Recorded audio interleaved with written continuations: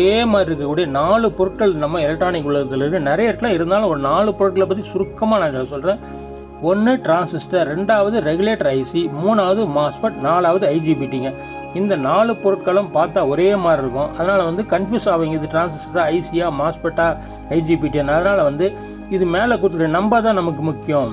அதே நேரத்தில் டிரான்சிஸ்டர் எங்கே பயன்படுத்தப்படும்னா பவர் சுவிட்சிங் சர்க்யூட் பயன்படுத்தப்படும், ஆம்பிளிஃபையர் சர்க்யூட் பயன்படுத்தப்படும். இது 6 ஆம்பியர் வரையும் கரண்ட் தாங்கக்கூடியங்க. இது பின் கனெக்ஷன் பார்த்தோன்னா பேஸ், கலெக்டர், எமிட்டர் அப்படின்னு வருங்க. Example TIP 41.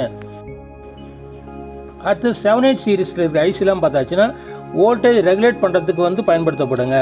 அது 20 வோல்ட் நம்ம இன்புட் கொடுத்தா கூட அவுட்புட் நம்ம என்ன வோல்ட் செலக்ட் பண்ணுறோமோ அவ்வளோதான் அவுட்புட் தரும். 1.5 வரைக்கும் மேக்ஸிமம் ஆம்பியர் அவுட்புட் தரும். அதோட பின் கனெக்ஷன் பார்த்தாச்சுன்னா first pin input, second pin ground, 3வது பின்னு அவுட்புட்டு.